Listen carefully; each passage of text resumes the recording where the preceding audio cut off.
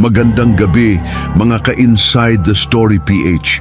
Sabi nila, ang pinakamadilim na gabi ay hindi yung walang buwan, kundi yung gabing alam mong may nagmamasid sa'yo mula sa itaas pero wala kang makita. Ngayong gabi dadalhin ko kayo sa isang liblib na bayan sa Mindanao kung saan ang isang simpleng pangarap ay nauwi sa isang madugong bangungot. Samahan ninyo ako sa pagtuklas sa lihim ng Balinsasayaw. Taong 2024 nang magpasya ang pamilya ni Jomar na iwan ang ingay ng Maynila.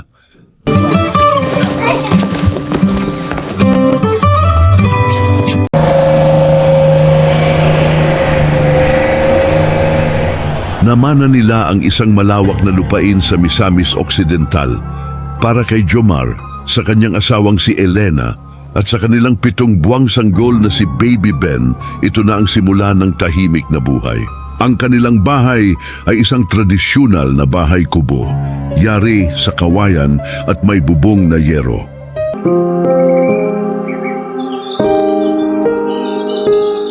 Sa paligid nila ay mga puno ng niyog at saging. Pero sa unang araw pa lang nila, naramdaman na ni Jomar ang kakaibang bigat ng hangin. Para bang bawat kilos nila ay binibilang.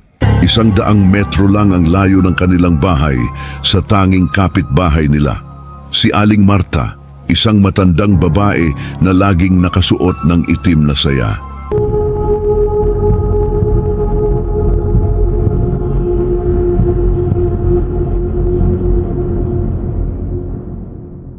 Sa umaga, napakabait ni Aling Marta. Binibigyan sila ng mga sariwang gulay, pero napansin ni Jomar, hindi ito tumitingin ng diretso sa mga mata.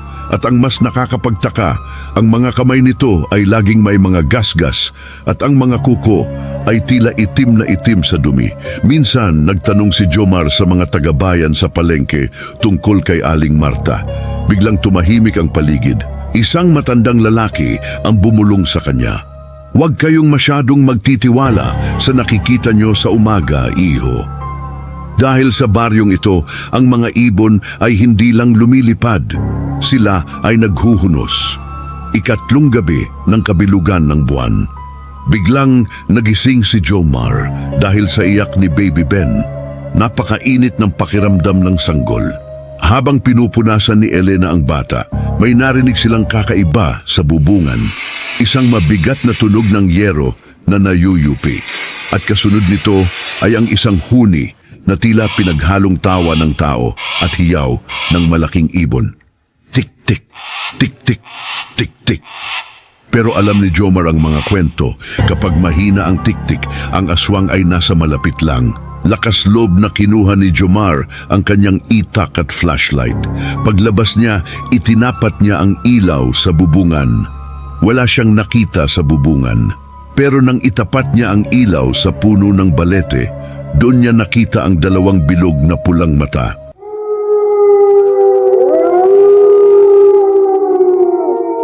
Kinabukasan, napilitan si Jomar na pumunta kay Aling Marta para humingi ng halamang gamot. Wala ang matanda sa loob. Aling Marta, Aling Marta, ang tawag niya habang ang paligid ay nakakabingi ang katahimikan. Walang sumasagot. Dahil sa pag-aalala, napatingin si Jomar sa silong ng bahay ni Aling Marta. Doon, nanigas siya sa kilabot.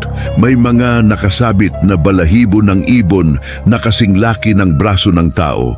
At sa isang sulok, may isang banga na puno ng malapot at itim na dugo. Amoy malansa, amoy nabubulok. Biglang may nagsalita sa likod niya. Anong ginagawa mo rito, Jomar? Si Aling Marta. Pero iba na ang boses nito, mababaw galing sa lalamunan at ang kanyang mga mata ay tila mas lalong naging mapula sa galit. Mabilis na tumakbo pa uwi si Jomar, dala ang takot na hindi niya maipaliwanag.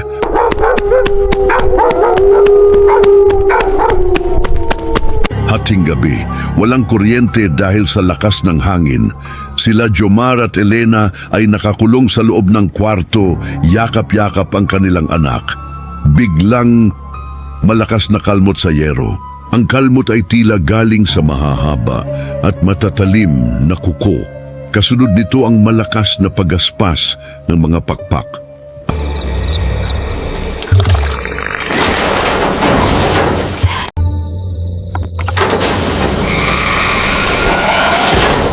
Alam na nila, ang balin sa sayaw ay nasa itaas na nila.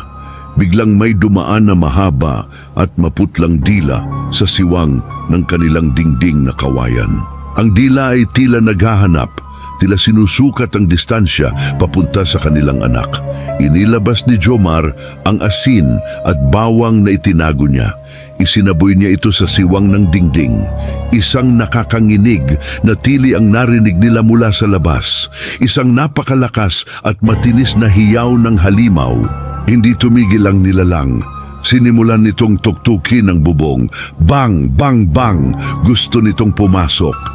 Sa gitna ng takot, naalala ni Jomar ang turo ng kanyang lolo. Kinuha niya ang kanyang itak, nilagyan ng bawang ang talim, at itinusok ito sa siwang ng bubungan kung saan narinig ang kalmot.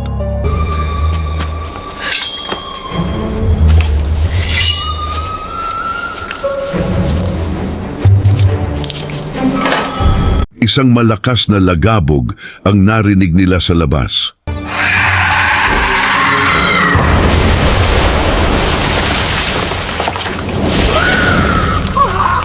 Pagkatapos, katahimikan. Nang sumikat ang araw, agad na lumabas si Jomar.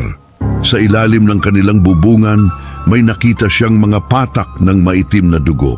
Ang dugo ay papunta sa direksyon ng bahay ni Aling Marta. Pero nang puntahan nila ang bahay ng matanda, wala na ito roon. Ang tanging naiwan ay ang kanyang bandana na may bahid ng dugo at mga balahibo ng isang malaking ibon. Hindi na muling nakita si Aling Marta. Pero tuwing kabilugan ng buwan, ang mga taga-baryo ay hindi pa rin lumalabas dahil alam nila ang balin sa sayaw ay hindi namamatay. Kayo, mga ka-Inside the Story PH, may naranasan na rin ba kayong kakaibang huni o kalmot sa inyong bubungan sa gitna ng gabi? I-share nyo ang inyong mga kwento sa comment section sa ibaba. Siguraduhin nyong nakasara ang inyong mga bintana. Magandang gabi sa inyong lahat.